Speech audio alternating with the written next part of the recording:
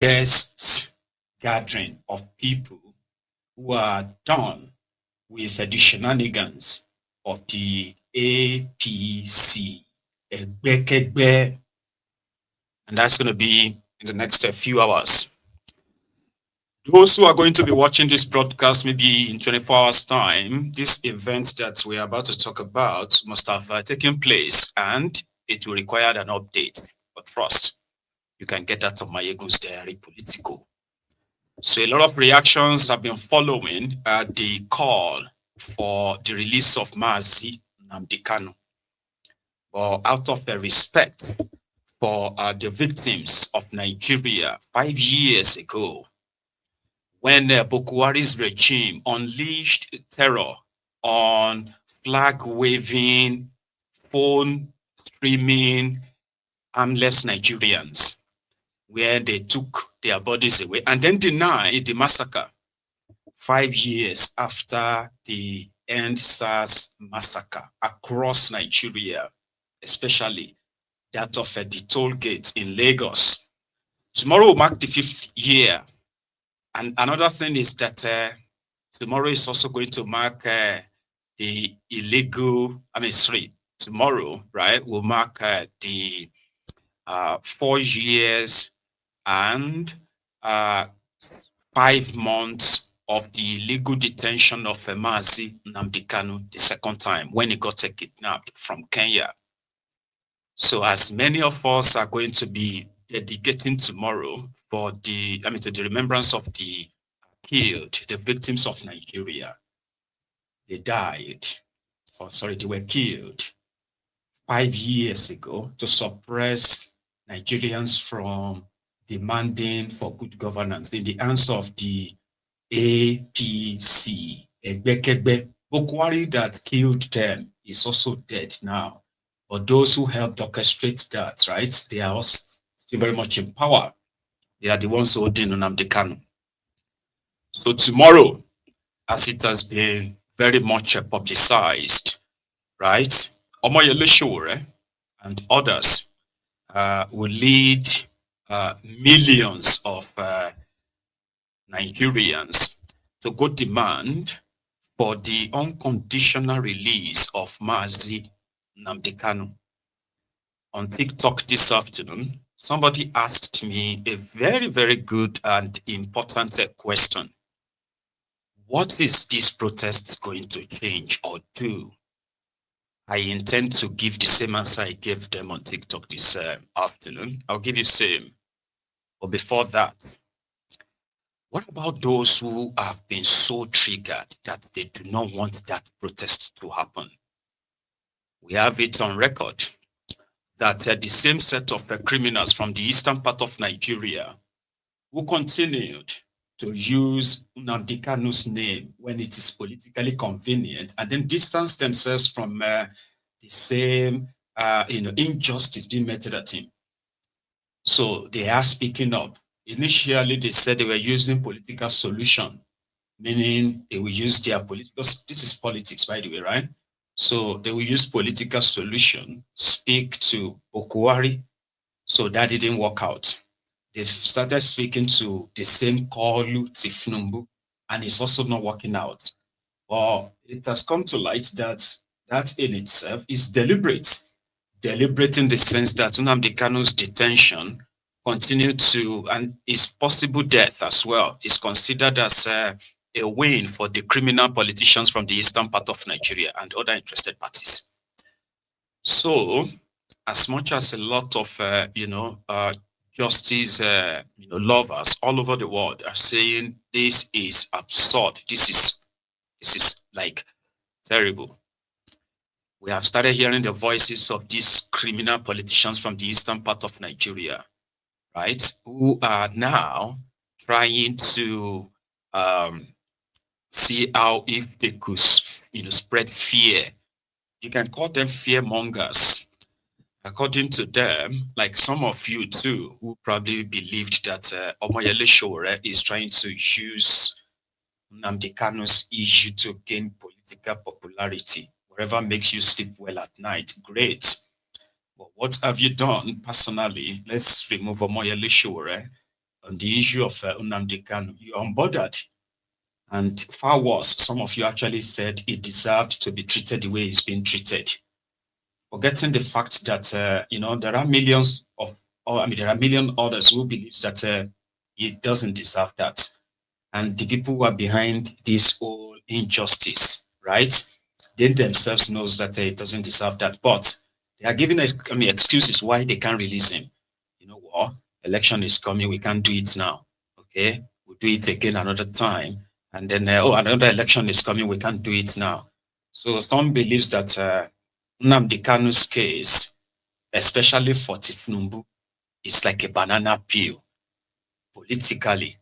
So the bottom line is that the detention of the legal detention of Mazi Nnamdi Kanu is released either way has consequences, right? So the continued detention of Nnamdi Kanu, which in itself continued to fuel what is believed to be the politically sponsored killings in the eastern part of Nigeria, right? So his release is also consequential because his release is going to expose those who are truly behind his abduction, as well as those who are behind the politically sponsored insecurity in the eastern part of Nigeria. So either way, a living Nnamdi Kanu, a dead Nnamdi Kanu is a threat to some of the people that are beginning to show up now. So sit at home is one thing that, number one, it was universally adopted by the Biafrans. And I think Mazi Nnamdi Kanu is among the people who finally brought it back to life. So it is the May 30th Remembrance Day of the people killed during the Biafran genocide. So that day that they have tried to demonize for you now, right? Sit at home, sit at home. So it was very much a symbolic kind of a day that voluntarily, people would decide if they are going to go to work or if they're not going to go to work. Remembrance Day, it's called Biafra Remembrance Day, right? Then when they kidnapped Mazi Nnamdi Kanu, the IPOB said in protest that every time they take Mazi Nnamdi Kanu to court in solidarity, right? People would, that is as a form of protest, so they will stay at home. It was never forced. We all know how it all got escalated after they abducted Nnamdi Kanu, weaponized enough that IPOB publicly came out after the first sister at home when they kidnapped the man Nnamdi Kanu, and they said it's been called off. It's up to you if you want to do it or if you don't want to do it. But we also know how that got kind of like weaponized as well. Nnamdi Kanu came out and said, listen, if those of you who claim to be doing any of this in my name, I did not send you because these are the people we are meant to actually protect. This is the reason why I'm here where I am. So all these preaches and all of that coming from Nnamdi Kanu were completely ignored intentionally, right? So now that people don't sit at home or anything anymore, tomorrow, Monday, 28th of October, 2025, has been dedicated as a day to demand for the unconditional release of Nnamdi Kanu and end this bogus sham trial. And as much as this call has received so much support from all over the world, including Nigeria, that even traders, especially in Abuja, are voluntarily agreeing that they were going to, for the hours of going out there to demand for his release, right? They were going to close shop. Economic, what do you call it? It's got economic shutdown or economic sit-at-home or something for tomorrow, so that you could dedicate that hour to join others in demanding for the release of Mazi Nnamdi Kanu. Before now, right, they have managed, right, to gaslight the Igbos to stay away from demanding for justice for Mazi Nnamdi Kanu. Enough that people who traveled to Abuja to attend these court cases have been harassed several times. That some of them have even been arrested for attending the court case in Abuja. They've done all of this over the years. And in that regard, yeah, an average Igbo person is sort of like blackmailed to believe that if you show any sign with Nnamdi Kanu, your business is going to suffer. We can come and demolish all your businesses, all your markets. So you see that fear of what do you call it, reprisal from the government, which is also the reason why you can't get everybody behind you when you want them to hate Nnamdi Kanu with your propaganda. Because the reason why he is doing what he is doing is because of those who have like who severe, you know, they enjoyed the use of the impunity of using power, all right, to target Igbos and their businesses using the instrument of government. That's part of the reason why Nnamdi Kanu's message will continue to hit home, and he will continue to have people that will continue to listen to him. So they are being threatened that if they go to Abuja, if they shut their businesses, if they should join them, oh, they are going to use you. Somebody is trying to use you. Why are they doing that now? Why not do it another time? Why is it now that the Igbos are trying to join APC to be at the center? Some people are trying to ruin that relationship. That's why they are demanding for release of Nnamdi Kanu. You hear those smart people, right? The Nnamdi Kanu should be there. They are working. We are doing our best to bring him out. But these people think that protest is what will bring him out. So the number 6, is that what they call him? Number 6. Deputy Speaker, Benjamin Kalu, the guy that said he's going to chase Alex Otti out of Abia, right? He just made a like 60 second or 65 seconds video now to ask the Igbos to sit at home. The same sit at home they have been using to campaign against the IPOB that never declared this sit at home that they are talking about, right? So now APC is asking people the Igbos to sit at home. Please don't join them. Leave them. Stay away. And guess what? Guess what? He is not really totally wrong, knowing very well that Igbos have always been very much targeted. If for any reason they push, you see, whenever they push for a general kind of thing, a demand, so the pushback from government is to target them, to cut them to sizes, so that their leaders can tell them and say, hey, all of you, don't do anything. We will talk to them to forgive you and to stop the destruction, to stop the targeting of some of your business. But all of them know say there will be something to pay for all of this. So that is exactly what the supposed Deputy Speaker of the House of Representatives of Nigeria, a young man from Abia State, his message is that the Igbos should not be part of those that would demand for the unconditional release of Nnamdi Kanu.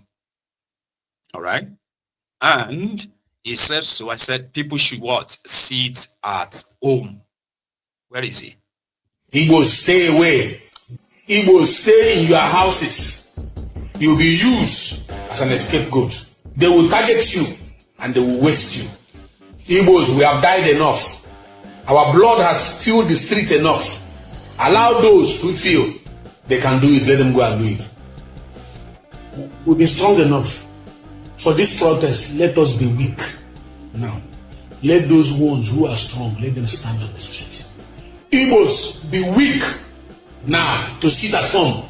If there's any sit at home that will be effective, not the one you have done on Mondays, let it be the one that will happen at this protest. As one of the leaders of this country, as one of the leaders from the southeastern region that you love and you have confidence in, I am telling you, if you have never shown weakness before, let it be shown now. Igbos, we have shown strength in civil war. We have shown strength in agitation. We have shown strength in fighting for IPOB and Masob and all the rest of them. In sitting at home, please be weak now. Because they were looking for opportunity to slaughter you. Sit at. Listen to this. He said, Igbos, let us be weak now. Let us be weak. Sit at home. they are going to target you. Continue to pick on that day. Who are the they? They are going to waste you. Who are the they that will waste them? Igbos.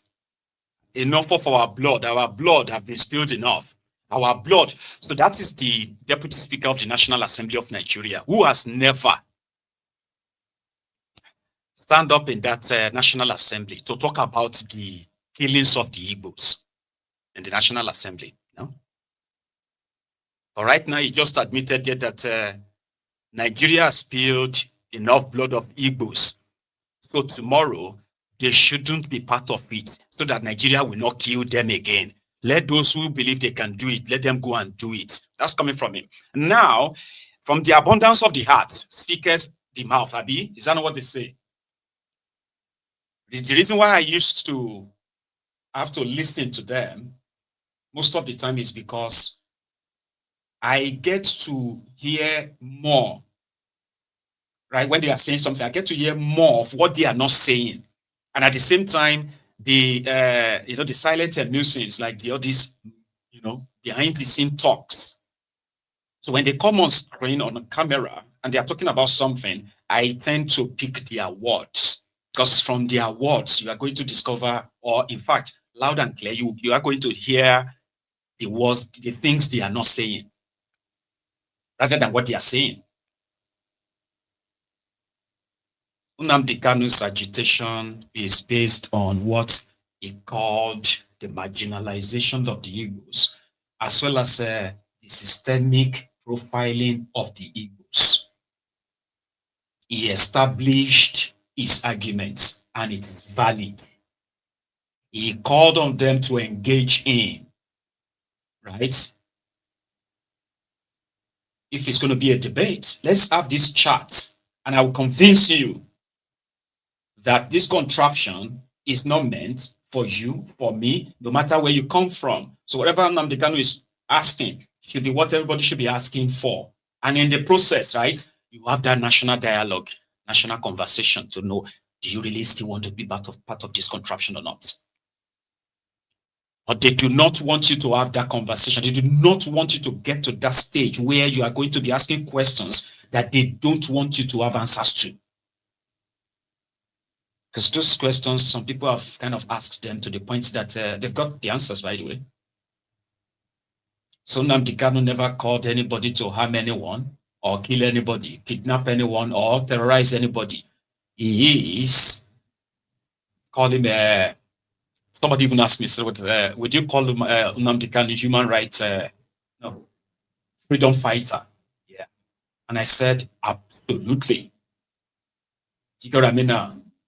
Because somebody who believes that if not for whether by divine machination or human machination or but it's in existence, they couple together people who have nothing in common, and they expect them to actually live and exist together peacefully, even when there are tribes and other things that are, very much to remind everybody that we are not the same, right? So in the process, they wanted his head. They wanted his head.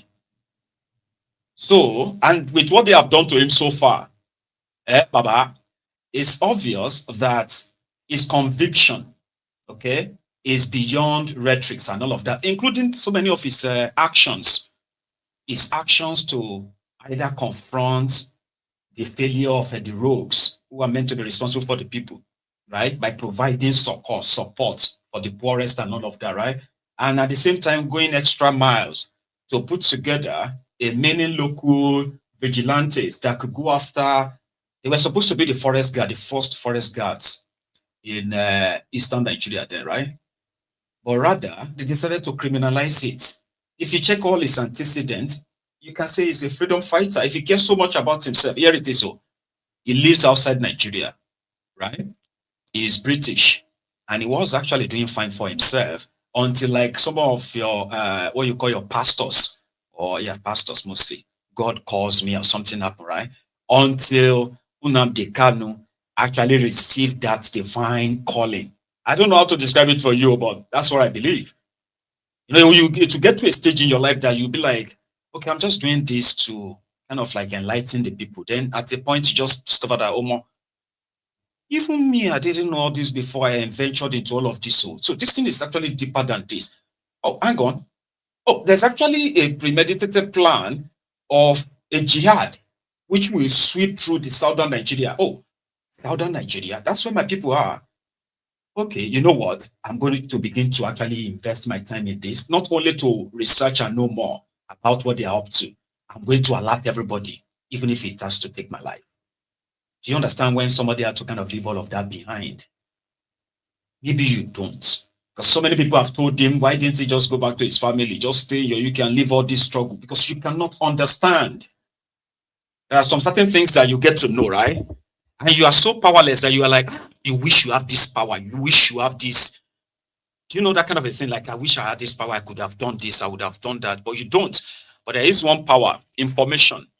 Maybe when more people are aware, maybe when more people are very much like conscious enough, that would then save resources of trying to prevent something, because now more people will be like, let's do it.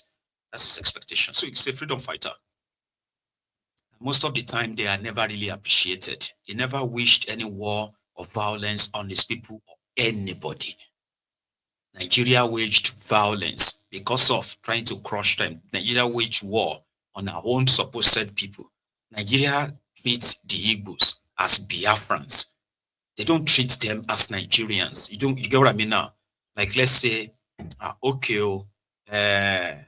we have the eastern part of Nigeria, the Igbos, okay, and they want Biafra. Of course, they do.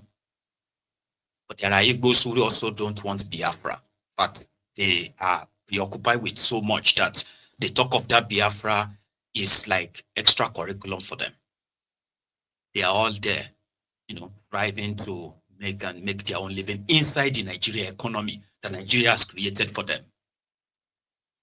Then you have those who are asking for the Biafra, peacefully preaching it, giving reasons why, and all of that stuff. And they are doing so peacefully without harassment or any form of violence. The Nigerian government decided to say, hey, we need to stop them from breaking away from Nigeria. So what we're going to do is that we're going to militarize the entire region.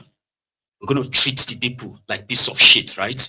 We're going to stop them in traffic and ask them in their multitude to come down from their vehicles and raise up their hands and walk 2-3 kilometers down in their own region, inside Nigeria. Then you sent all these repentant Fulani terrorists in Nigerian uniform with machine guns who were shooting to people's homes, civilian homes. They were setting people's homes ablaze because they are looking for IPOB. So they terrorized the entire place. They were dropping bomb in Oluosu. And now we discovered that a majority of those they recruited into the Ibubiagu and other armed groups, right? Majority of them are courtists, court guys who are also having the state backing, licensed to kill, court boys, murderers with automatic rifles.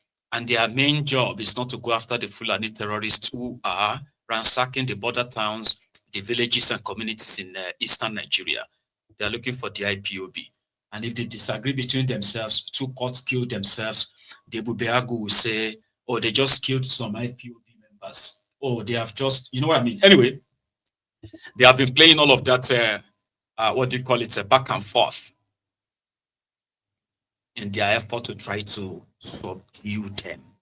Then they turn around and said, oh yeah, we are fighting IPOB, we are fighting ESN, we raided this camp, we raided that camp, when indeed they are raiding the camps of their own politically sponsored terrorists. Because how do you have that amount of soldiers, that number of soldiers, weaponry in eastern part of Nigeria?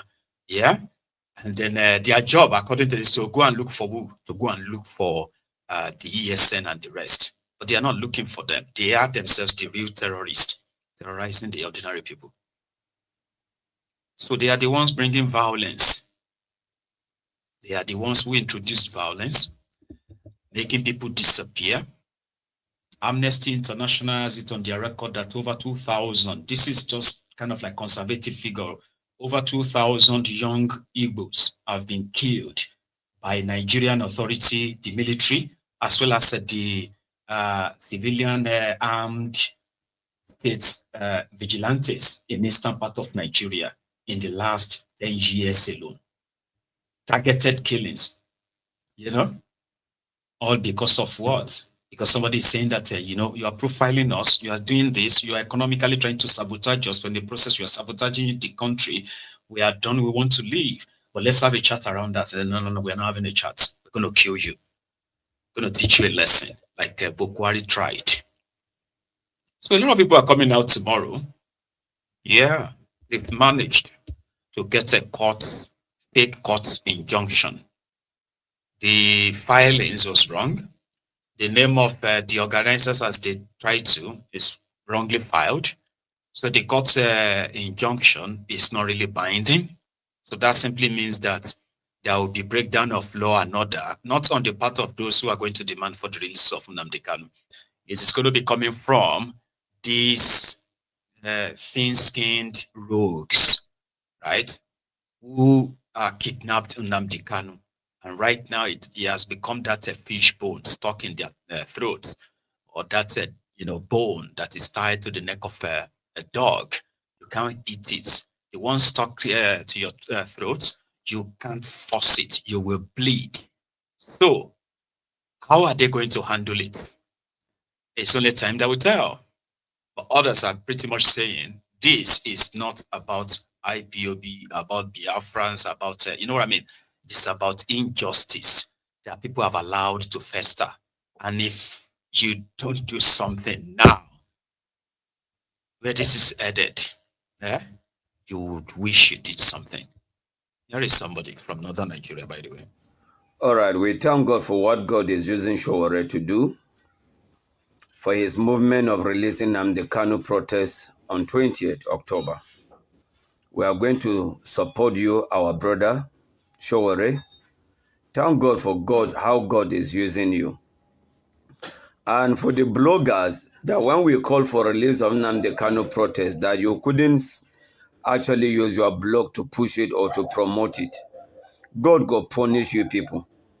It's just because Charade movement is gaining momentum and you people have started to begin to blog nonsense against it, God will punish you people.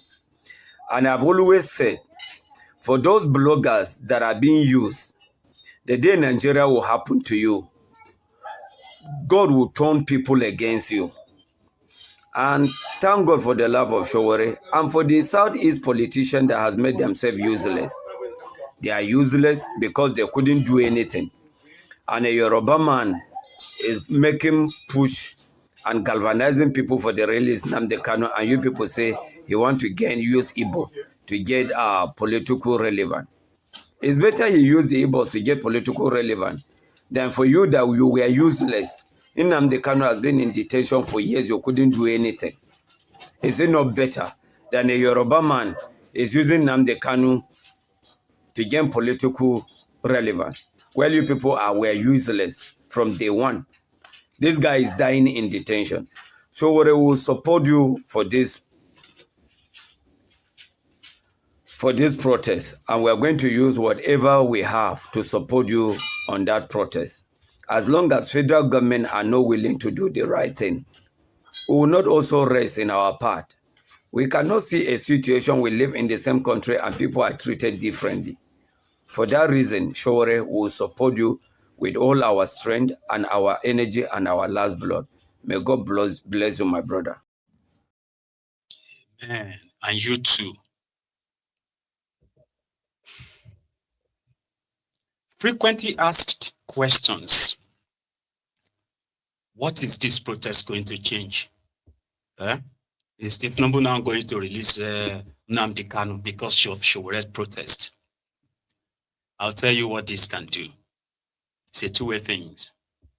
So let's look into it this way. We wake up tomorrow and the first video you see, and you see sea of heads. For example, around 8 a.m., you are able to see, let's say, 1,000 people. By 9 a.m., you're already counting about 5,000 people. And by 10 a.m., the entire gathering is already with over 10,000 people. Do you know what the number 10,000 people looks like? It's substantial. Now, this is conservative, okay? Now, if you have this 10,000, minimum 10,000 move through the something fountain in Abuja, Unity Fountain, where they are going to see all the civil defense, all of them, who are now pretty much going to have to provide security. They're going to have to guide all of you. They can't shoot, they can't do anything. So with that number, they now move straight to the three arm zone. With that number, right? Straight to either the judicial, what's they call that place? Supreme Court, or you go straight to National Assembly, right? Or you can face Aso Rock at that point. So do you understand that number matters, right? So in that process, right? In that procession, rather, people give speeches, demand for the release of Nnamdi Kanu, gave all of that another, and then said, we are giving you 3 days, for example, for you to release Nnamdi Kanu, because we are going to come back. And the next time we come back, we will not leave until Nnamdi Kanu is released. Now, picture that for a moment and tell me if that would not force them to call that their emergency meeting, discuss all their options. Should we start arresting those identified with them?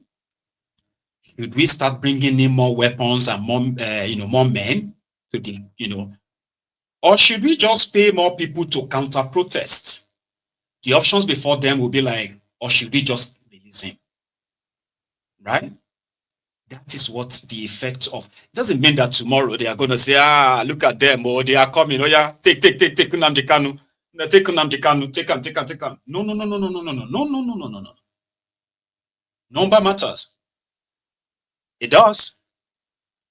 Because if you are able to gather at least 10,000, I don't want to exaggerate anything. 10,000 is not a big number that way, but when you gather 10,000 human beings, even the military themselves and everybody around will be like, we need to handle this better now. So they will approach you and tell you that please just be peaceful. Okay, please be peaceful. And then you march. All the places they said they are restricting them, you will march. But that is not how it happens. So tomorrow, even from tonight, you're going to see all of their military. You are going to see all of their police. They will be showing force in Abuja now. You'll be seeing them drive everywhere. All the military vehicles you've not seen before. All of them, you'll be seeing armor tank. They'll be moving. And so in the morning, if they realize that people are just coming in twos, in threes, in 1, 2, 3, and by 8 a.m., you only have just about 50, 60 people. So that one, they'll be like, today go day okay, today go day better. Let's wait till 9 o'clock before we start shooting the tear gas. They say, no, give them time. Give them till 11. And by 11 o'clock, you might have to get 200 people. 200 people screaming, free Nnamdi Kanu now, free Nnamdi Kanu now, 200. They say, well, hey, enough of this. Now you shoot them. That's the saddest part. I really do wish. And you know something about number, right? Is that you will be more protected when you are part of a huge number than few that we've witnessed in the past. So that's why don't be intimidated about these things, because you staying away does not mean that they will still target you. You understand? As an Igbo person or suspected to be Igbo, even those of you are not Igbos, but from that extreme end of, the East, you are still seen as one. And you have to explain yourself a lot that to say, I am not. What is all this? Which can contribute this? Why is it that keeping Nnamdi Kanu is politically dangerous for the same APC, Egbekegbe, that kidnapped him? You know, Tinubu is not in good book of them in the North right now. No, he is not. The main opposition he has right now is the North. As much as they want to present, this sort of like acceptance and whatever it is, right? The North. So as people are preparing for tomorrow, right? We also have those who are also preparing for tomorrow for the release of Mazi Nnamdi Kanu. We also have those who are also preparing for tomorrow to resist and say Nnamdi Kanu must not be released. One of them is a guy that served injustice for more than a year himself. Ijele, he's called Ijele. He was normally from Turkey. So yesterday, right, in order to prepare for the counter protest against the release of Mazi Nnamdi Kanu, okay, he staged a mini protest and he said he's going to mobilize all the victims of the killings in eastern Nigeria. He's going to mobilize them to Abuja and they are going to counter protest and they will demand that Nnamdi Kanu must not be released. He had some guys with him who printed a picture of Dora Akunyili's husband that was, shot and killed in, I think it was in Anambra or thereabout. And they have done everything to link that to the IPOB, or it was never at the IPOB. The news is out there, but it won't make sense if you don't name it after the IPOB. Do you get that now? So this guy was in Abuja, and he said tomorrow he's going to make sure that no matter the numbers the Showore mobilizes, right, they will mobilize, counter-mobilize, because Nnamdi Kanu must not be freed. His reasons. Calling you people by name, you are another person. We will call your names because you've gotten us involved in this. It's none of our business. It's between Nnamdi Kanu and the FG, and you people are getting us involved. Well, we will enter it, we will accept that challenge, and we are making it known to Nigeria that we did not send in Nnamdi Kanu, and the notion that the politicians had once holding him is false. How many of them are not giving him money? We'll beg the DSS to release every metadata on any electronic device gotten from Nnamdi Kanu when he was arrested. Check through his bank account, you will see, definitely, you will see the politicians, their PAs, their SAs or SSAs, or their belief change contacts that are using to send money for him. So many of them have come to confess to us. So you want Nnamdi Kanu to be prosecuted? Hang him. He has to be prosecuted to the full extent of the law. Whatever the punishment is, he must suffer it. If you don't punish him, we Igbo, we know how to benefit from things, especially when money is involved. Punish him, you will get no Biafra fraudster anymore. But you free him, you are empowering the rest.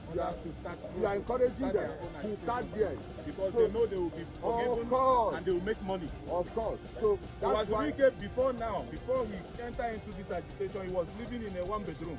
Yeah. Today he's a billionaire living in multi-million. Yes, he now is a wealthy man, enjoying blood of innocent Igbos. Every now and then, every decade, every other 10 years, one person, one criminal will come out and begin to claim he's fighting for Igbos. A lot of young Igbos will be slaughtered, and then they will enjoy upon the blood of these Igbos. And then when there is no consequences, another person will also come back again to start another agitation, because they know there is one thing that is in every Igbo man's heart. That civil war that was fought. Every Igbo man, when you mention anything about Biafra, it's like you've gotten them. So these criminals, since there is no consequences for their action, they will continue to come, they will continue to recycle, each one will continue to come and make his own money and kill people, and then there will be no consequences. People will come out and gather and say, release him. Then tomorrow another one will still come and still carry the same agenda, and a lot of gullible young people will follow him into the bushes, carry arms to fight the government. At the end of the day, a lot will die out of that, and there will be no consequences. How long are we supposed to continue like this? As in the Igbo, how long are we supposed to continue to recycle the same thing over and over again? How long? We are tired of this bloodshed in our town. We are tired of not being able to even travel home. We are tired of when you want to travel home, you are looking for security to follow you home in your own hometown. We are tired. So anybody, be you an elite, be you a politician, who is one way or the other calling for the release or the continuity of this atrocity in our land, we say no to it. Yes, we don't want to continue in this trajectory. All right, what's your name? My name is Chima Ndimkoha. Chima. Ndimkoha. I'm from Olu, local government area. I'm a businessman whose business has also been destroyed by this activity. Your own name, your own name, your own name. This is Joram Harrison. I interviewed him. His community is well affected.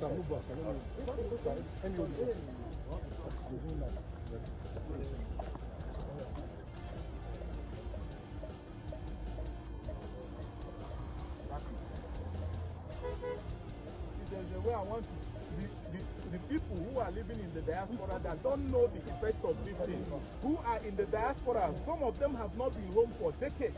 They will be there and be promoting this nonsense because they have not come home. They don't know what we are facing.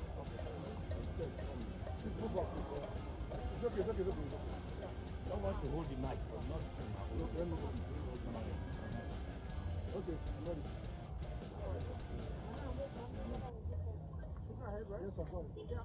nuisance lele. Let's reason together. Okay. He said the atrocities of Nnamdi Kanu has made them not to be able to go back to their homes. Okay. And this is Nnamdi Kanu that is in detention. But do you know that up to this moment, despite the fact that many young people have been accused of being members of ESN, IPOB, and many of them have been locked up in prisons. I'll give you one instance.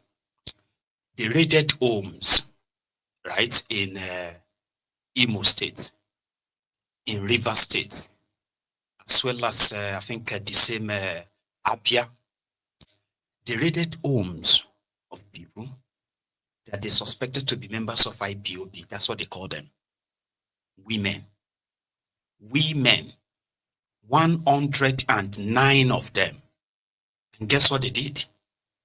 They took them. They didn't tell their families what they did. They didn't tell their families where they were going, where they were taking them. They took them straight to Suleja prison and they locked them up there for over a year on the accusation of them being members of IPOB. And the first day they appeared, when they are, the lawyers were looking for them everywhere. There was no record of them at all until they got the hint that there were some IPOB members taken to Suleja prison. Women, right? So they was, they got there, found them, and found other men too, who were also accused to be members of IPOB, picked up in other part of eastern Nigeria, in Suleja prison, 114, I think in total. The first day they appeared before the judge was the day they dismissed whatever they called against them. First day, the same day they were dismissed. It's in the news. You can Google it right now. Yeah, do so. Alleged IPOB members locked up in Suleja prison, freed. Court releases IPOB members locked up in Suleja prison. If your criminal politicians in the eastern part of Nigeria, if the federal government of Nigeria is not involved in the insecurity in the eastern part of Nigeria, with the way they are shouting and screaming IPOB, at least by now, we probably will be having some IPOB members standing trial. At least in the eastern Nigeria. By now. All these years, all these calls, all these media pictures you have seen. When did you ask them, like, come on, maybe you have been showing us picture of ESN, IPOB this, ESN that, and all of these guys, you've shown their pictures. What happened to their court cases? Why are they not in court? Because you later find out that they were either rival court members or members of the opposing political parties targeted, profiled, picked up because they have given them the license to kill. If they kill you, if any of their security guys kill you in eastern part of Nigeria, whether you are a man or a woman, it doesn't matter, to escape, we just say that you are a member of IPOB. It's like a license to kill, no probe, no nothing. That's what's going on in the eastern part of Nigeria. So if you can't travel there, you should ask your criminal politicians. You shouldn't put that on Nnamdi Kanu. In fact, his release generally is believed to be a threat to the insecurity they have put up in the eastern part of Nigeria. His release is going to be a threat to it. Expose a lot of things. But they have their courts.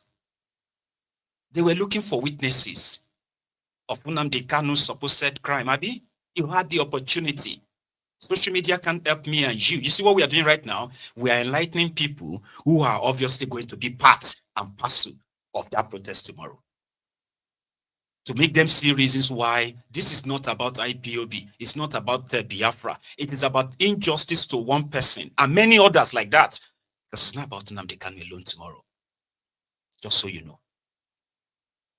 Those of you who have your family members, relatives missing, and you found that they have been locked up somewhere by the police, and because you don't have money, they are languishing somewhere. It is your right to work tomorrow. I'm telling you. Carry their picture. Print a bigger picture of this, your relative, this, your loved ones, killed by Nigeria, incarcerated by a corrupt judicial system, and all of that. Carry them and walk with them tomorrow. Because they want you to believe that this is democracy that you have. It is not. So if politicians are worried that Nnamdi Kanu, if they release him, he's going to say there is no election. Baba, Nnamdi Kanu never forced anybody. So the injustice cannot be sustained and allowed to continue. It's unfair. That's the point. The honorable member where they from the same state, and then they call aside people to kill their blood. Some people from Niger Delta, they busy. They kidnap, they put a Asare head, release Asare. But how they plan to set me up? How they plan to come kill me? Because of truth why they talk. What did they answer general this one? Because they kill their brother. People they use them to thief. People they use them commit crime, kidnap. Every way they do, they can say, Nnamdi Kanu, no, they kill with the here.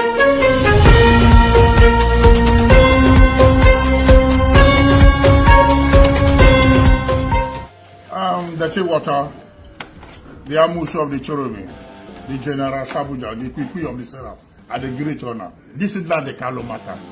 Why are they stand make them releasing Nnamdi Kanu? People they use them to thief. People they use them commit crime, kidnap. Every way they do, they can say Nnamdi Kanu.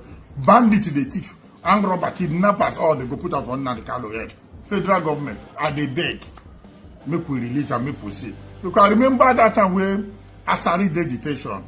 Alhaji Asari Dokubo when they detain them. That the same thing where they happen now. Some people from Niger Delta they busy. They kidnap, they put up Asari head, release Asari. But then they make money. They go pay, they go collect. They go kidnap, they go say, we hold this person because of Asari. Release Asari. All no be because of Asari. It's the same thing that way they happen for you. Anambra, Imo State, Enugu, Abia State, all this Eastern zone. This country will be in Nigeria where God give us. It's too sweet to. I know one wrong going anywhere. Make anybody no scatter for us. You don't see Abia State governor, old farmer, good market women, everybody like that. Governor Oti. Everybody like the man. We need good government, good governors. We need the good leaders. Even light, steady light, we know that. No, they kill with the ear. Uniform, kill this one. They kill uniform, kill. They kill it now with the ear. But how are they plan to set me up? How are they plan to come kill me? Because of truth why they talk. The key one and the key is the sub matter. Rather it is scatter Nigeria. Make una find way releasing Nnamdi Kanu. Make we see whether in hand they for those bandit thief they commit, they put in name. Insecurity too much for Nigeria. Or everybody, any gathering in IPOB, any gathering in Biafra, you don't go well now. The honorable member where they from the same state, and then they call aside people to kill their blood. One day go come up for power. You get what one of my big oga tell me. He say, Again, the day he meet Tompolo, say here Tompolo come they talk. He come they answer. All these boys where they answer general this, commander this, waiting then they answer general this one. Because you kill their brother. See, they commit war, crime for community. We they kill ourselves, they answer general. We they kill ourselves, they set ourselves up. General this, general that, colonel this, simply because you believe that you could kill. Nigeria has become that lawless. Kill and, yeah, you may actually get away with it and all that. If Nnamdi Kanu is involved in the insecurity in Eastern Nigeria, release him. Let us find out.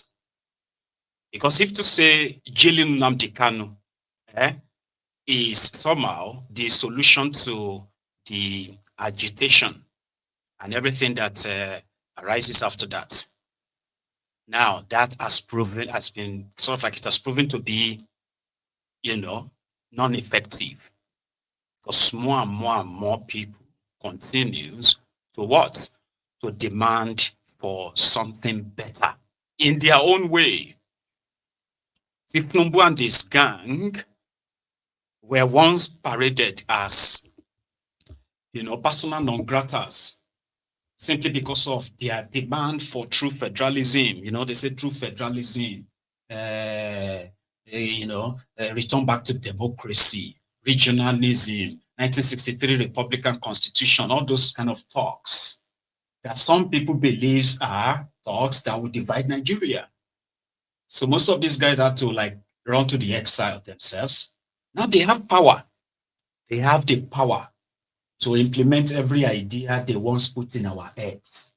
Me, I was a little boy when I've been thinking about the Western region, the old Western region, because they put all of that in my head. So when these guys started saying, that's what Nigeria needs, that's what Nigeria deserves, and all of that. So when I was in my secondary school, I had to go to where I was in the art class, so I had to, study government, with all my heart, to understand all kind of government, forms of government, with good examples, with good textbooks to actually prepare you. Military had to go. When the civilians are in charge, people can have conversation. They can have disagreements in such a way that no matter how heated it gets to, it too means that you are going to lose your liberty. Freedom of speech means that you can say anything, anytime, even if you are defaming anybody. There is also a part of the law that deals with that.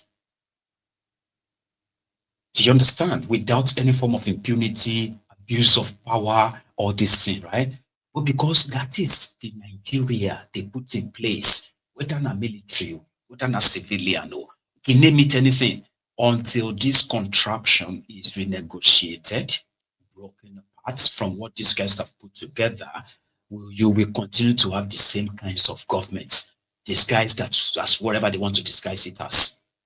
Unitary, obviously, unitary system, where all the power is derived from not just the center, from one man, the head, a kind of fascism or something, right?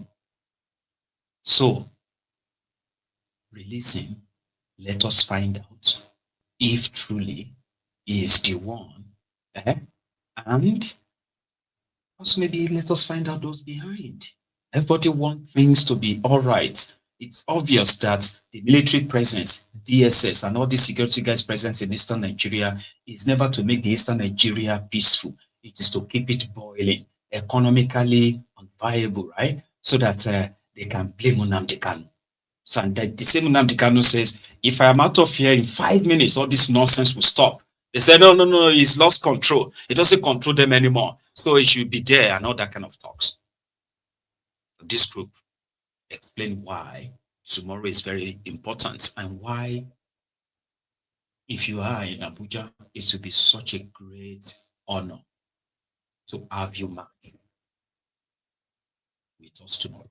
Welcome to this World Press Conference titled Oka Declaration 2025. Demand for the unconditional release of Mazi Nnamdi Kanu and other urgent matters. A passionate appeal to President Bola Ahmed Tinubu, Grand Commander of the Federal Republic. We, the Ohaneze Ndi Igbo Worldwide Forum of State Presidents, rising from a crucial meeting held on the 17th day of October 2025 here in Oka in Anambra State, make an Oka Declaration 2025 via a demand and passionate appeal to His Excellency Asiwaju Bola Ahmed Tinubu, our dear President and Father of our nation, that one, we make a safer soul demand today for the unconditional release of Mazi Nnamdi Kanu without further delay by way of this passionate appeal to His Excellency Asiwaju Bola Ahmed Tinubu, the Father of our nation, President and Commander-in-Chief of the Armed Forces of the Federal Republic of Nigeria. As long as Nnamdi Kanu remains unjustly in prison, to us as Ndibo, all Igbos are in jail. We beg you, Mr. President, to do this just one thing for Ndibo. Look away from any sentiment and release Nnamdi Kanu to us and let Ndibo have peace. That our dear President should also order the immediate and unconditional release of all Ndibo in their numbers languishing in various detention facilities across Nigeria as a result of the struggle, including innocent victims of the Oyibo incidents in Rivers State. We are ready to partner His Excellency Mr. President on all issues to restore order and justice in Igbo land. While we once more appreciate Mr. President's establishment of the Southeast Investment Company as well as the Southeast Development Commission, we strongly urge Mr. President to evince his patriotic spirit that he is known for by taking extraordinary... Let me take that line again. While we once more appreciate Mr. President's establishment of the Southeast Investment Company as well as the Southeast Development Commission, we strongly urge Mr. President to evince his patriotic spirit that he is known for by taking extraordinary intentional steps to fully incorporate and integrate Ndibo in the governance of Nigeria to give them the fullest sense of their Nigerianness in every sense of the word, particularly in the mainstream of the economic and political inclusiveness. This is because we too are Nigerians, and more critical infrastructure projects should be sited in our land. We commend Mr. Governor, His Excellency Professor Chukwuma Soludo of Anambra State, for his patriotism in always creating the enabling environment for legitimate Igbo advocacy. We also commend His Excellency Right Honorable Francis Nwifu, Governor of Ebonyi State, for his enormous support for Haneze Igbo worldwide, and the state chapter, along with his brother governors from the zone, urging them to go the extra mile to do the needful. In doing so, we place an inexcusable demand on all political leaders of Igbo extraction to rise and advance the release of Nnamdi Kanu and others as a national priority as a way of restoring confidence, peace, and tranquility across Igbo land. We declare that any Igbo person working very hard behind the scene to frustrate the release of Mazi Nnamdi Kanu and others, you know yourselves, count yourselves as enemies of Ndibo. You shall be put to shame. By this declaration, we commend the Ohaneze Ndibo worldwide national leadership under the fatherhood of Senator John Azota Mbata for reinforcing the Igbo spirit of unity, peace under his watch, and we compliment all his efforts on these issues accordingly for the good of Igbos all over the world and their neighbors. We demand for a deliberate federal government establishment of gas infrastructure investments in Igbo land, particularly the southeast, where Nigeria has its highest deposits, with a view to properly localizing and reasonable proportion of benefit to the southeast and parts of the south-south zones of Nigeria. The inclusion of southeast Nigeria from Nigeria's high-pressure gas pipeline infrastructure, the exclusion of southeast Nigeria from the nation's high-pressure gas pipeline infrastructure is unacceptable. The seeming snub or omission of the region from these critical gas pipeline projects, despite its substantial natural gas reserves and industrial potential, has undoubtedly reinforced long-standing negative narrative against our people. We lend support to our compatriots in calling on the National Assembly and His Excellency President Bola Ahmed Tinubu, our dear President, to join to actualize the creation of a Neoma state along with others in favor of our people. We further call on the federal government and the government of Edo State to ensure the protection of ancestral Igbos in Edo State, the Ibankers, to guarantee their safety and well-being from all manners of oppression. So on and so forth. So let's pick that line again, because I did mention it from the start. It's not just Nnamdi Kanu that is in detention. There are many that we don't even know their names.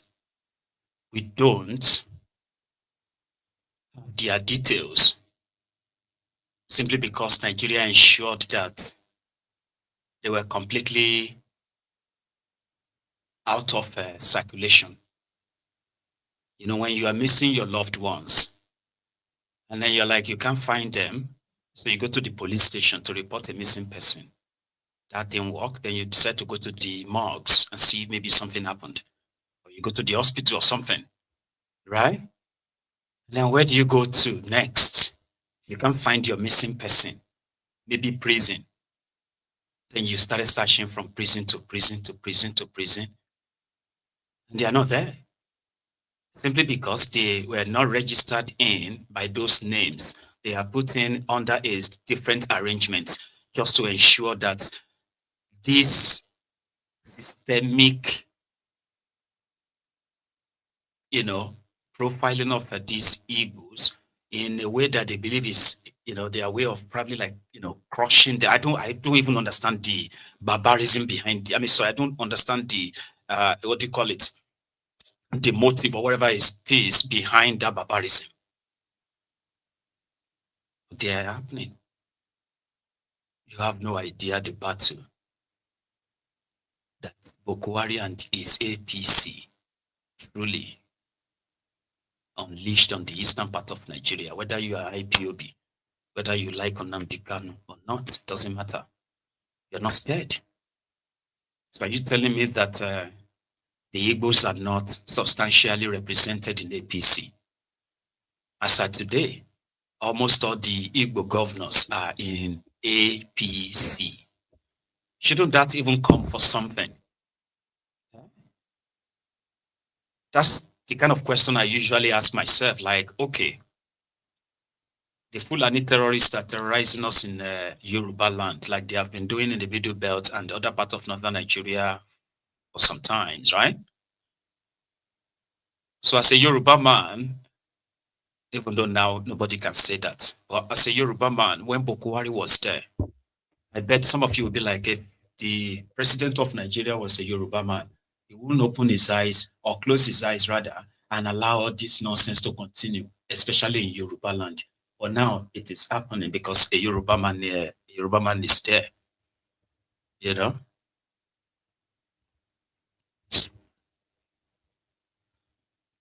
So sad and it's unreal, we have to say, right? Or if you have Igbos in APC, governors, senators, ministers, shouldn't that count for something to say, hey, you know what? We shouldn't treat the Igbos the way we are treating them, systemically trying to ostracize them, and at the same time call them people who are like, claiming victims. They are not innocent. They are this or that. We are not talking about your perception of them. We are talking about what the system is doing on record.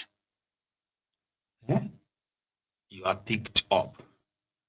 Somebody wanted to go missing and they report you as an IPOB member. And then they pick you up.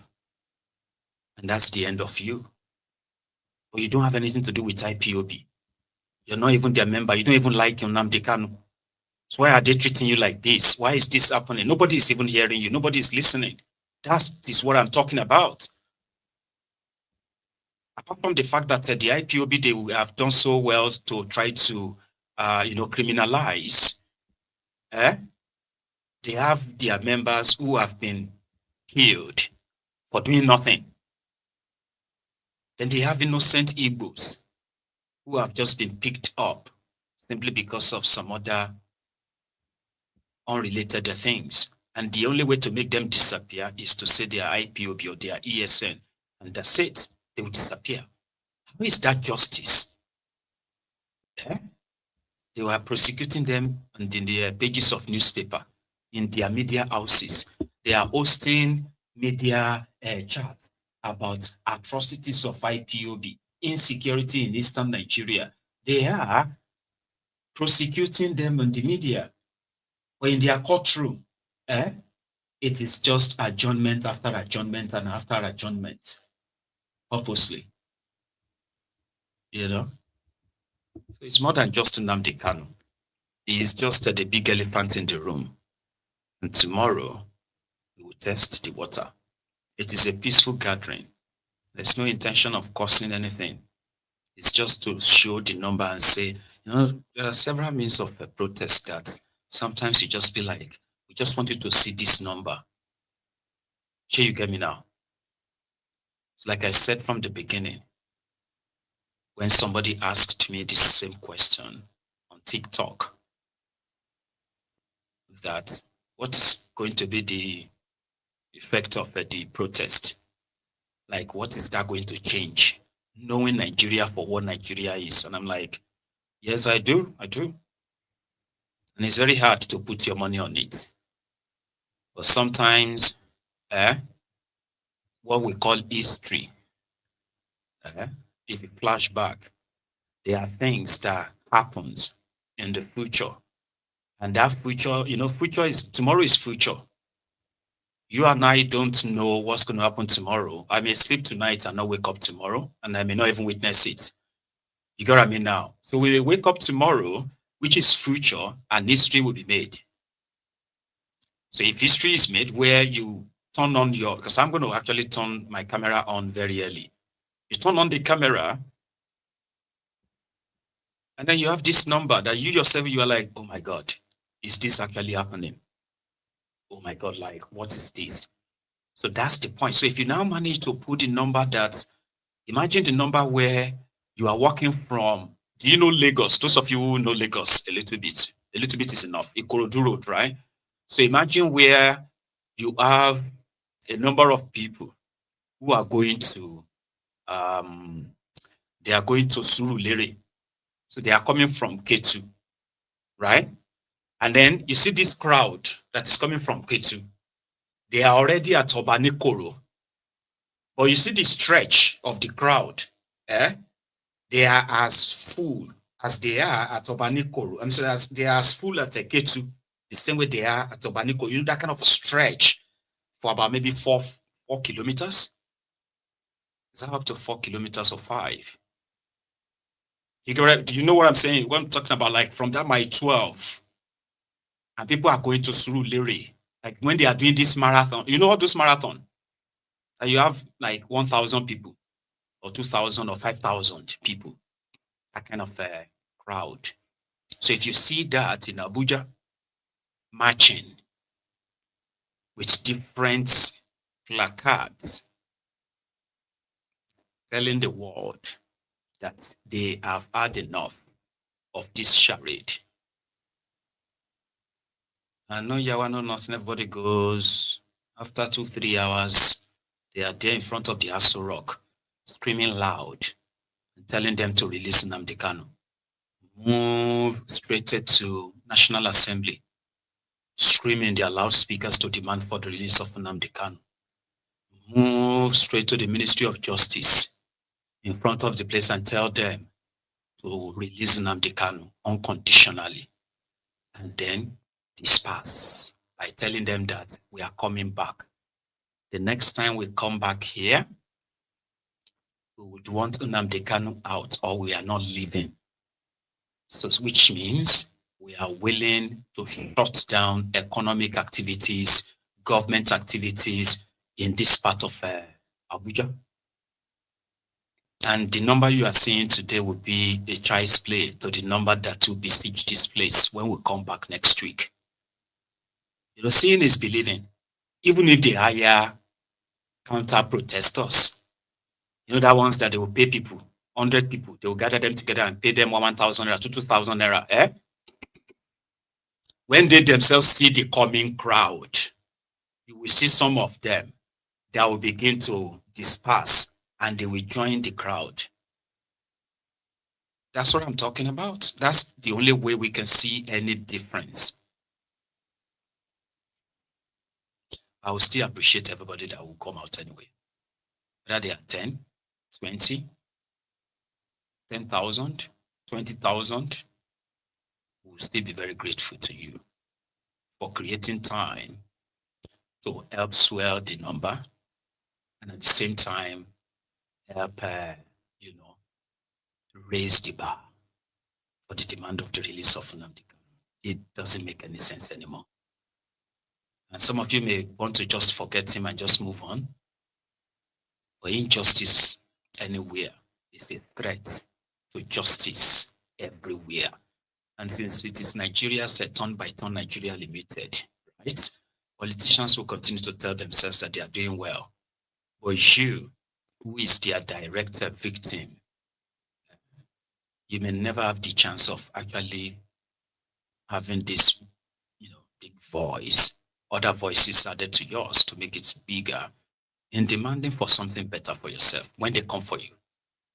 That is why, don't wish injustice on anyone.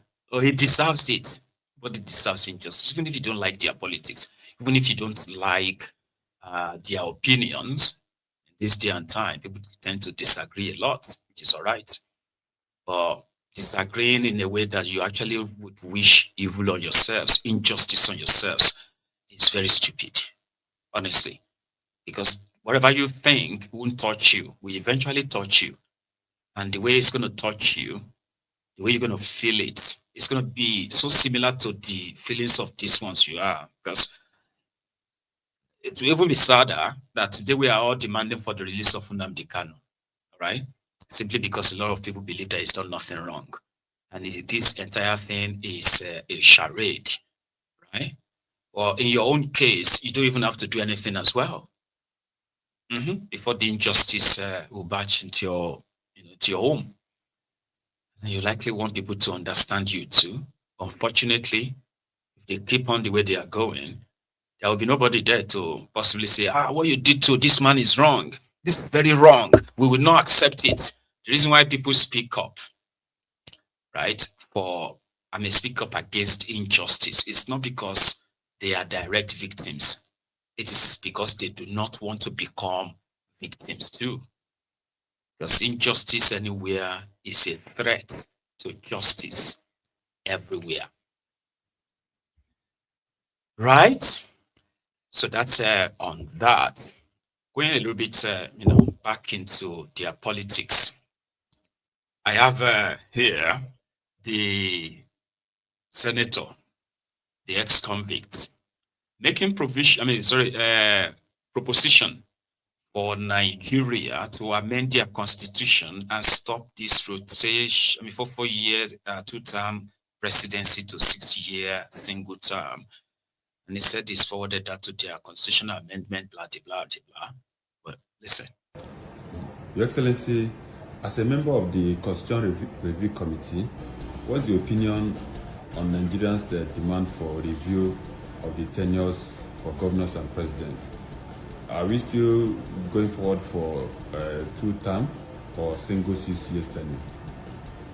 Well, in my private opinion, as a person, I would like to appeal to my colleagues on this committee, chaired by the Deputy Senate President, distinguished Senator Jibrin Barao, CON, that our members in the Senate and the House of Representatives, chaired by Honorable Benjamin Kalu, that we should come together and agree to do a 6-year term, one single tenure.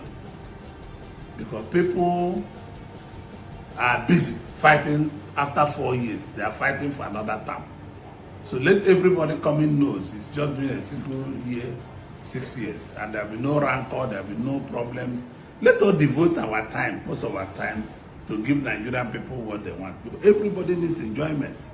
I want Nigerian people to have enjoyment of democracy, where a single tenure can give them what they want, provide food on their table, provide adequate transport, provide access to movement for them and security.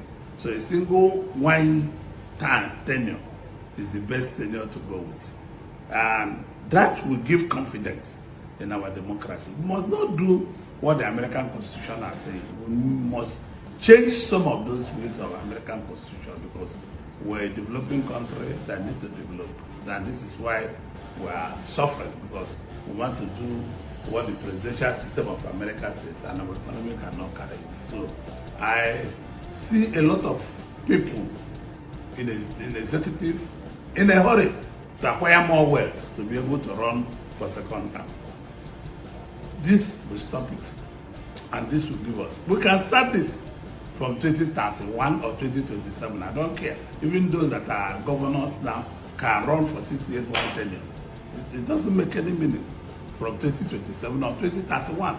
If we decide we can amend the constitution to start from 2031, or we'll amend it to start from 2027. It's the good of Nigeria. Nigerians should start appreciating for us to do what is for the benefit of our people, but the benefit of Nigeria. I don't care the name anybody will call me. I will always speak and say the truth. Like the day I said that in Africa, Nigerian journalists are the best. I still stand by it. In Africa, Nigerian judiciary is the best, and I still stand by it. So we have to stand up to speak the truth. I think I have answered. I don't want to take any other question. I'm just coming out of church. Allow me to go and enjoy the. Tell me. Tell me, what are we producing and selling to other countries? Not even slippers. We eat the skin of our cows instead of turning them to beautiful bags and shoes. Eliminate that. It's a sign of poverty. So, Ojiwuzo Kalu's proposition is that 6-year term will reduce desperation. Politicians won't be so desperate as if to say that is true. So they want to move away from the American presidential system, which is the lie they have been telling you. Anyway, and there are more lies. Like what happened 2 days ago when some soldiers were ambushed by a terrorist suspected to be Boko Haram in Kaduna. At the same time, also reported in that same Kaduna, southern Kaduna to be precise, where Fulani terrorists also struck. That clip I shared with you the last time. Yeah. So in all of this, APC, Egbekegbe in Kaduna, they were celebrating the progress of the party. And what's the progress? In 2023, when El Rufaya, the Kaduna little finger, rigged the Ubanka, Ubanza Soni, as the governor, APC lost in Kaduna. Somehow they managed to have the governor. So they had out of 16 House of Representatives members, they only had just about 4. For their Senate, they had nothing, I think, or maybe 1. But as of today, they now have in their camp, they now have 14 House of Representative members, because PDP and Labour Party members from Kaduna, they've all decamped to APC. So in that case, they grouped in Kaduna to celebrate it, give themselves awards of how much kind of like successful they have become, and people have found them to be, so endearing to the people, so to say. In Kaduna, here is the speaker. Yeah, the speaker of the House of Reps. Again, today is the day of history. For the very first time in the history of APC, Kaduna State has never been as united as it is today. That APC has never been more of a force to be reckoned since its creation than it is today. And the answer is clear. Where is it for? Today, APC is in all the 3 zones. You go to zone 1, the party to beat is APC. You go to zone 2, the party to beat is APC. You go to zone 3, the party to beat is APC. It has never been this good before. That is why I have no idea about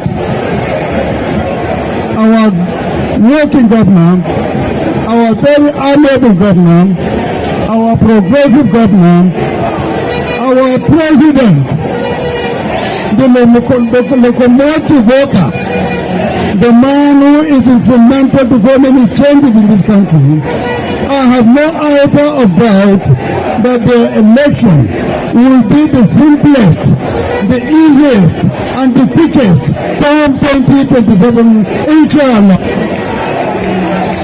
I want to seize this opportunity to thank the governor of Kaduna State for being a rallying point of unity in diversity in Kaduna State.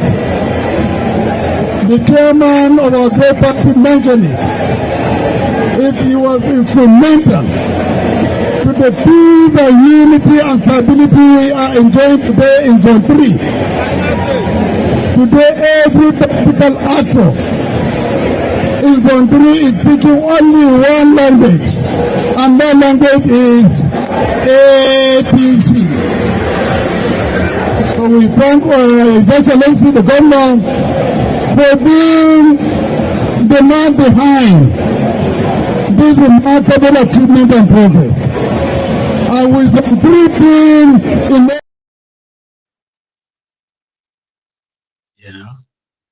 it is always about the next election. And then they will tell you, this governor has done tremendously well. He's a uniting governor. He's the progressive, this and that. Kaduna people have never witnessed this unity of APC before. Oh, dear, man. Mind you, they haven't really started their election, so campaign. So INEC hasn't really declared them to be having all this big rally. So, but it's APC. You can't have APC and being a lawful in the same sentence. No, I don't think so. Right? They act like they are above the law because they are. So there is more. Their chairman who bragged, by the way, that they are expecting 7 other big figures to join them, especially from APC and from PDP, right? So presently, PDP have how many members? How many governors? They have 8 governors left. From these 8 governors, there are speculations that 5 of them will be joining APC anytime from now. That would then leave PDP with just 4 with just 3 governors to remove Tipnumbu. So they said the governor of Adamawa is on his way out. Fulbara on his way out. What's that guy's name from Plateau State is on his way out. Kefas from Taraba is on his way. The one from Zamfara, Lawal Abi Dauda or something. Yeah, Lawal. So that one has debunked the rumor that is going to APC. So, in a nutshell, PDP is currently parading 8 governors that all these other governors are aware are on their way out to APC. So they also said there are others coming who are not governors. They are also, so by the time you get to 2027, Tinubu would have their projection, no, not me. Tinubu will have 30 state governors, and it would have like 85, between 85 and 88 senators. Out of the 360 House of Representative members, it is also projected that by the time you get to the end of 2026, Tinubu's APC would have more than, they will have more than 300. So, which is practically just going to be, and what Tinubu is now pushing for, just so in case if you're not paying attention, is that they want to have the presidential and governorship elections the same day. Do you understand? It's a very good trick. And because it is APC, if Tinubu wants it for real, that is what is going to happen. And it doesn't even have to say anything about it. There are those who are going to push it, and they will amend the Electoral Act. They are doing that right now, amending the Electoral Act that you are going to use for 2027 right now. And they are infusing everything that they want in place to guard against any surprises, your surprises. Yeah, all of you that want to use your PVC, especially you, the obedient, you. Should be your PVC is your power. Now they are moving to make sure that that PVC is optional. I don't know how they want to do it though. Like you have your PVC, Abi, but I don't have PVC. Okay, but I'm going to vote. Do you get it? So these are the things they are infusing into it as we speak. So if they hold the presidential and governorship election the same day, Tinubu will be declared winner before 12 noon. Because you know why? It simply means that they can't betray him. The script is very, very straightforward. And this is not conspiracy theory.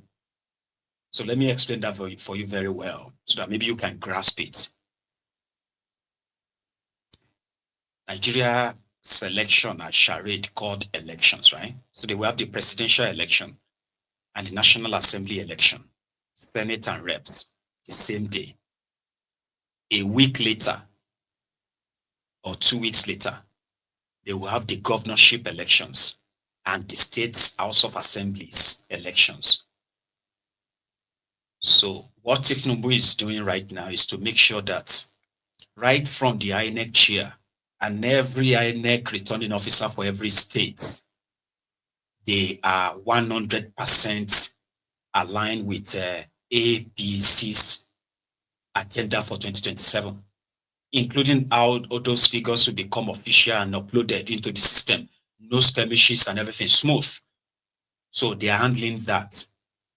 But to make it work, all these governors who are jumping to APC, pledging that they are loyal to Tinubu 2027, he doesn't trust them that much.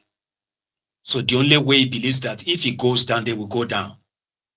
That means if they fail to manage these INEC officials in their states, like Werewike did in Rivers then, right? So if they lose guard in that same place, they are all going down. So he doesn't even have to do anything. All he's doing right now is to get all of them into the same bracket as he's doing. Reps, everybody wants to go, National Assembly, they want to go back to National Assembly. those ones who are in the state, those ones who are state governors, who are doing their second term already, they want to choose their own successor with less wahala. They are failures in their states, right? They failed already. But the only way they are likely going to get their own successor that they are going to select, like with a wiki, is to belong to a space where it will be easier. Here you get. So if they were planning to just use Tifnumbu, so what then will happen is that if Tifnumbu should lose, you will see the way they will all quickly switch in order to go and do their own fight, which they, believes that they are capable of at that point. But if they hold the election the same day, so it could just be like, say, now all of us could die today. So it's going to be like war in at least 30 states in Nigeria. Because it is going to be projected that the election is going to be a walkover, no matter what anybody says. You get what I mean? So while you are queuing and your PVC is not working, the machine is not scanning, they are not detecting your fingerprints. Millions of others in northern Nigeria and other places where APC reigns, they are going to be walking straight to any center and say, the way they have said it, they didn't say you won't register, you will register, say you won't vote. But they want to make sure that, the voters card should be optional. If they ask you, do you have voters card? You say, no, I don't have. You say, it's okay. What's your name? Agbabiaka, Agbabioko. Agbabiaka, Agbabiaka, Agbabiaka, Agbabiaka, Agbabi. Oh, okay. But this Agbabiaka, Agbabioko here now female, as I am male. It's just typo. So, but you are Agbabiaka, yeah, it's me. So, okay. Yeah, go and vote. I don't know. Maybe I'm just kind of making light of it. But that's how it sounded to me. Okay. So you are supposed to be improving, and your technology in your election should be improving. But in this case, they are scheming. They are putting everything in place that by the time all of you are ready to say, yes, we need to get you, we need to kick Tifnumbu out. And love now that queue. Voters card. You are doing all your TikTok video. Yes. Voting for, while they are battling with your machine there, they go just to tell you, say, 11 million vote from Kano. I say, 11 million. Say, 11 million from Kano. Say, 8 million from Oshun. Say, Oshun lo dibo ni. We are telling you, all of us still there. You see, they try to vote, Abi. We don't vote since. So you are going to continue to question the credibility of what they are putting together. But that's not what APC feels like. To them, now what do you want make you they talk? Tifnumbu is working right now. He's winning everybody to his side.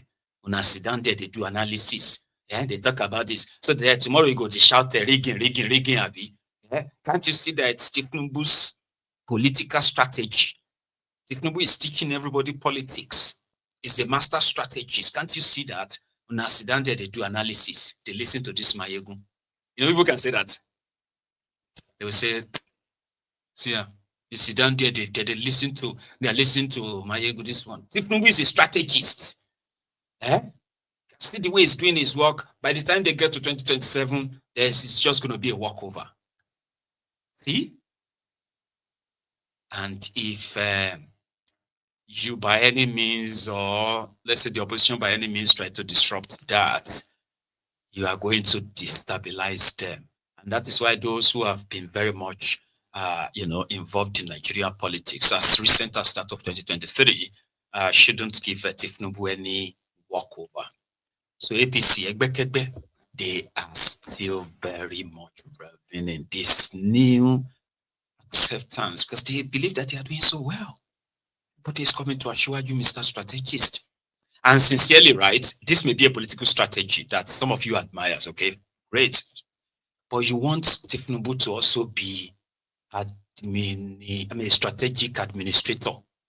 So imagine if Tifnumbu and his gang, if they could use their political strategy that they are very good at, if they could use that to fix Nigeria for real.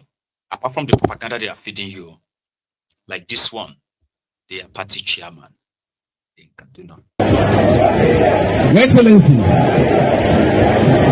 I want to thank you for doing something different in Kaduna State. Kaduna State was known for insecurity. The story has changed. Thank you because you value the life of people. Thank you because you value your people. That magic you've done that brought peace to Kaduna State.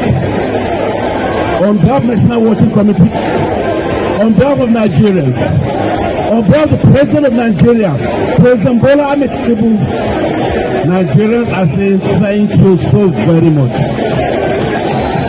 Thank you so very much. Secondly, let me thank you for uniting Kaduna State. You have removed the cargo of religion, of tribalism. Kaduna State can speak as a voice. You have given everybody in Kaduna State a voice. You've given them a presence. You've given them that they matter. Today, the mosques and the church are the same. They're spoken one voice. Thank you for uniting the people of Kaduna State. This template must have a national coloration, must be replicated in our state. What you've done, that magic touch, that Midas touch, share it with your brothers. You've done wonderfully, very well. Infrastructure-wise, it's clear. You've spoken. Party-wise, you brought all the political parties under one umbrella. But the broom is the answer. Thank you for making everybody use the broom to shoot corruption. Use the broom, you shoot hatred. Use the broom, you shoot effect insecurity. Use the broom, you swept everything that was supposed to be swept. Thank you so very much. Today, I can boldly say, I can proudly say, Kaduna sun samu gani aiki.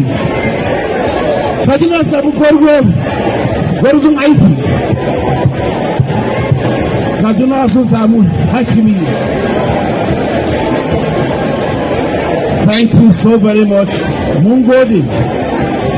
Last but not the least, this shows that you are replicating.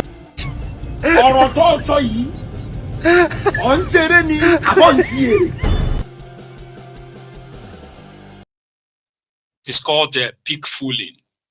Sure you get. Thank you very much. You have united Kaduna. That insecurity has been. Thank you very much. Hey. I don't want to go into Kaduna and all of that, by the way. So, other than just to share what they are, the shenanigans they are up to, you know. So we see how far that will probably take them. For those of you who might be considering what it is going to be like to miss Wirewike, there may be another Wirewike in the making, in case if this one retires. All right. And he's from Eche, the one that's talking like so we are all not going to accept. No, that's not how he does it. Anyway, just for a break.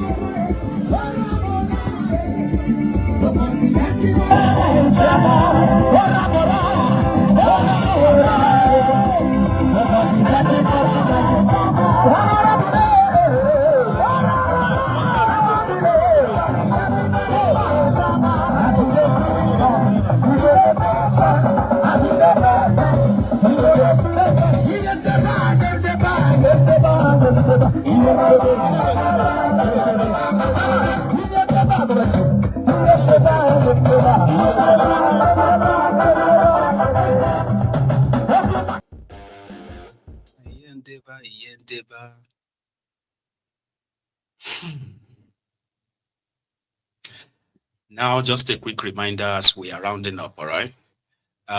If you can take a moment, by the way, of your time to like the broadcast, trust me, I will be grateful, as always, please.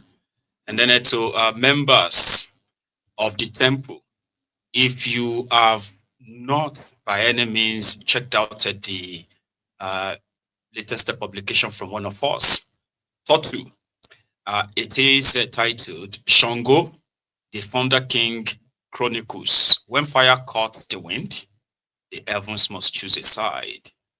A very much like, interesting, detailed, historical, of Shango, and it's called the Chronicles of, So check it out. I haven't actually picked one myself, so I can't really review that much. But for those who have actually gotten their own copy, remember, you can always share with us. I know Lebabs has gotten his. Baba got his own, I think, the other day. And I think, who else? Olowo, our own Olowo. So guys, so you can check it out. It's just not out of pocket a price. If you are somebody who loves reading the adventure of the gods, you know what I mean? So they are, to the Yorubas, they are like our own early prophets who shaped our, culture, tradition, way of life, and so many that you can learn from.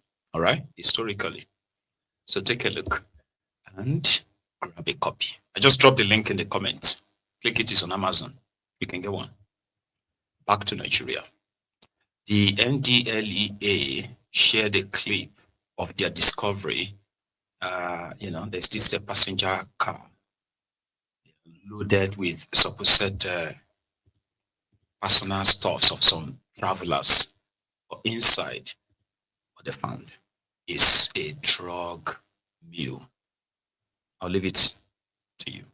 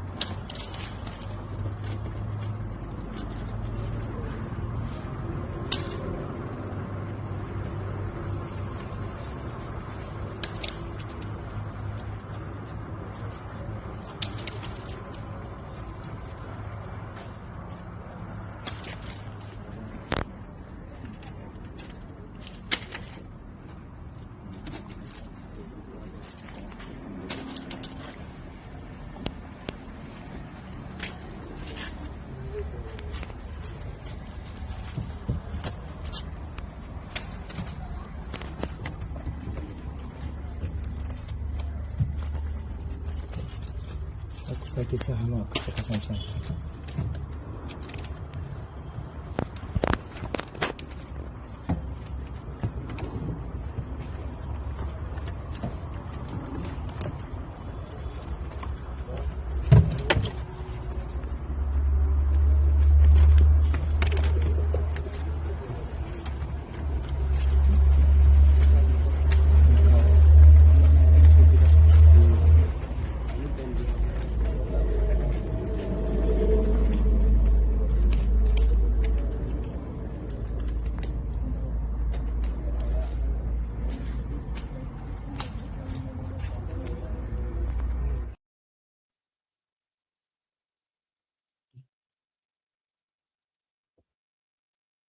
Did you see the stress?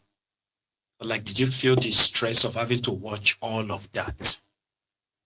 At some point, didn't you feel like, oh Maiyegun, stop it, Jare, like, end it? That's just about 5 minutes of just watching the process of them saying they found drugs and all of that. And then add that to the process of filing the case against that drug smuggler.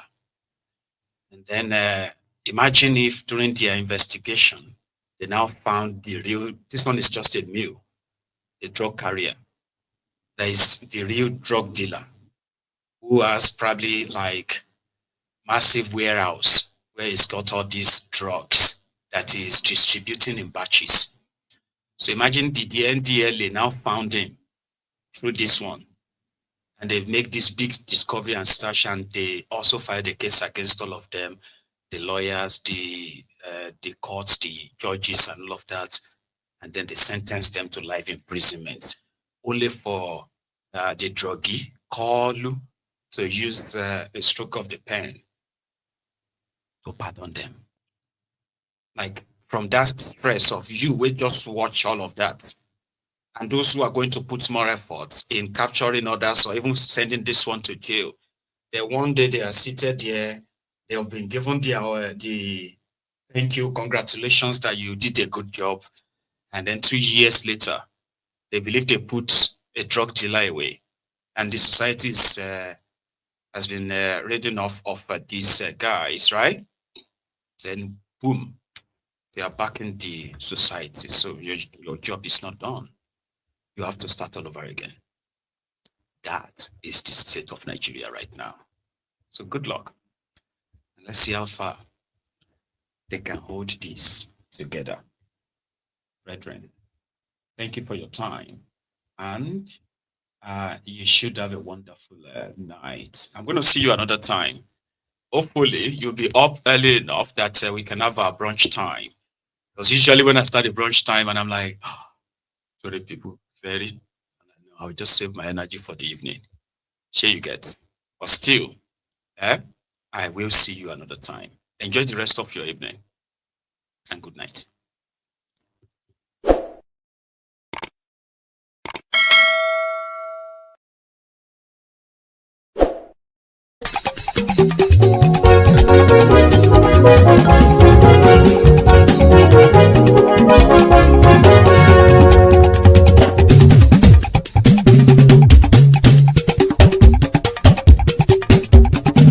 Maiyegun làwa mọ̀ làmọ̀ tó dòdòdò. Maiyegun dayari Maiyegun number one. Maiyegun làwa mọ̀ làmọ̀ tó dòdòdò. Maiyegun dayari Maiyegun number one. Maiyegun ti dé o ọ̀rẹ́ ará ìlú.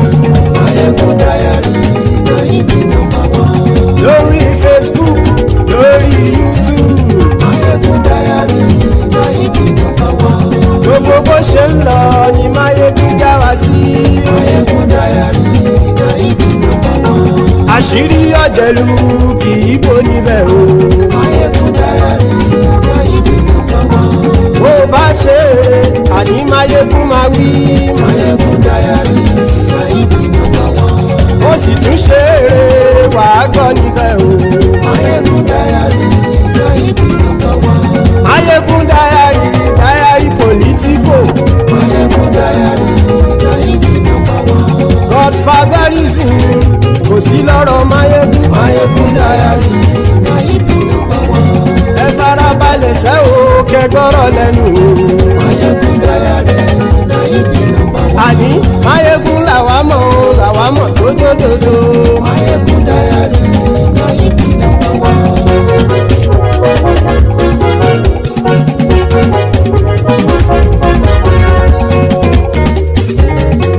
Àní ẹ̀sùn ràkì. Maiyegun ti dé. Maiyegun ti dé. Ọ̀jẹ̀lú ẹ̀sùn ràkì. Maiyegun ti dé. Àní ẹ̀sùn ràkì. Maiyegun ti dé. Lórí Facebook. Maiyegun ti dé. Àní ẹ̀sùn ràkì. Maiyegun ti dé. Lórí YouTube. Maiyegun ti dé. Àní ẹ̀sùn ràkì. Maiyegun ti dé. Ọba bá gbé wúrẹ́. Maiyegun máa wí. Àní ẹ̀sùn ràkì. Maiyegun ti dé. Ijó ìgbádìyẹ. Maiyegun máa wí. Àní ẹ̀sùn ràkì. Maiyegun ti dé. Pẹ̀sìdó bá rúfin o. Maiyegun máa wí. Àní ẹ̀sùn ràkì. Maiyegun ti dé. Bí gómìnà kówó jẹ. Maiyegun máa wí. Àní ẹ̀sùn ràkì. Maiyegun ti dé. Ọlọ́pàá tí ń darí bá. Maiyegun máa wí. Àní ẹ̀sùn ràkì. Maiyegun ti dé. Aṣòfin tí ń rúfin o. Maiyegun máa wí. Àní ẹ̀sùn ràkì. Maiyegun ti dé. Òkúra olóṣèlú. Maiyegun máa wí. Àní ẹ̀sùn ràkì. Maiyegun ti dé. Ọ̀jẹ̀lú ẹ̀sùn ràkì. Maiyegun ti dé. Àní ẹ̀sùn ràkì. Maiyegun ti dé.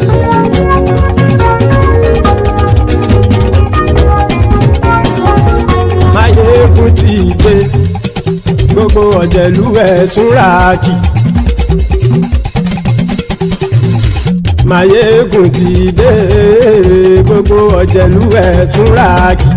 Ṣùgbọ́n ní bá ti ṣe èyí tó yẹ kí wọ́n ṣe, ọmọ bá dèrò ní fi wọ́n níran o. Maiyegun ti dé. Gbogbo ọ̀jẹ̀lú ẹ̀sùn ràkì. Maiyegun ti dé. Gbogbo ọ̀jẹ̀lú ẹ̀sùn ràkì. Ṣùgbọ́n ní bá ti ṣe èyí tó yẹ kí wọ́n ṣe, ọmọ bá dèrò ní fi wọ́n níran. Wọ́n fowó bẹ́ẹ̀ o. Maiyegun ó sọ pé wọ́n ò bẹ́ẹ̀. Wọ́n fowó bẹ́ẹ̀. Maiyegun ó sọ pé wọ́n ò bẹ́ẹ̀. Oníkan ṣáàtì ṣe èyí tó yẹ kí wọ́n ṣe fáwọn ará ìlú tó gbé wọn débẹ̀ o. Àyè. ti dé gbogbo ọ̀jẹ̀lú ẹ̀ súnra kì. Maiyegun ti dé gbogbo ọ̀jẹ̀lú ẹ̀ súnra kì. Ṣùgbọ́n ní bá ti ṣe yìí tó yẹ kí wọ́n ṣe ọmọ bá dẹ́rọ̀ òní fi wọ́n níran. Ha! Kì máa yí ṣeré ọ̀rọ̀ yìí kì í ṣẹ̀fẹ̀. Kì máa yí ṣeré ọ̀rọ̀ yìí kì í ṣẹ̀fẹ̀. Ẹni bá ti lè lẹ́bọ̀ lẹ́rù o ọmọ bá dèrò kàṣà ìtú wọn síta. Maiyegun ti dé gbogbo ọ̀jẹ̀lú ẹ̀ súnra kì. Maiyegun ti dé gbogbo ọ̀jẹ̀lú ẹ̀ súnra kì. Ṣùgbọ́n ní bá ti ṣe yìí tó yẹ kí wọ́n ṣe ọmọ bá dẹ́rọ̀ òní fi wọ́n níran. Tẹnitẹni ọmọ Maiyegun ọ̀rẹ́ ara ìlú mọ̀mọ́ ni mo fọlọ́hún sọ ẹ̀ bá kìlẹ́bù. Lóòótọ́ olódodo ìlú ọ̀tá ìlú mọ̀mọ́ ni ìwọ ṣá máa ń ṣọ́ra kò sì mọ́ bẹ̀rù. Bọ́tà ń lè rí bóníṣègùn lé káwọn mọ̀mọ́ fi ṣera wọn ni ó ti dẹrùn tí wọn ò gbọ́dọ̀ sì mọ́ bẹ̀. Èèpo ọ̀gọ̀ lọmọ bá dérò tàjẹ́ ò gbọ́dọ̀ jẹ́ ó ti dọba lórí àbínú ẹni kò sì mọ́ bùyà. Àìsíwọ̀lú ní ẹnìkẹ́ ìgbódì ẹyin lábàrá o ó kó ẹni tó bá dán o àkàmù.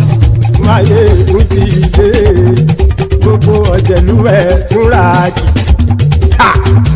Maiyegun ti dé gbogbo ọ̀jẹ̀lú ẹ̀ túnra kì o.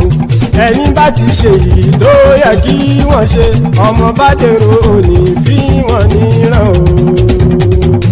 Maiyegun ti dé gbogbo ọ̀jẹ̀lú ẹ̀ súnra kì. Maiyegun ti dé gbogbo ọ̀jẹ̀lú ẹ̀ súnra kì. Ṣùgbọ́n ní bá ti ṣe yìí tó yẹ kí wọ́n ṣe ọmọ bá dẹ́rọ̀ òní fi wọ́n níran.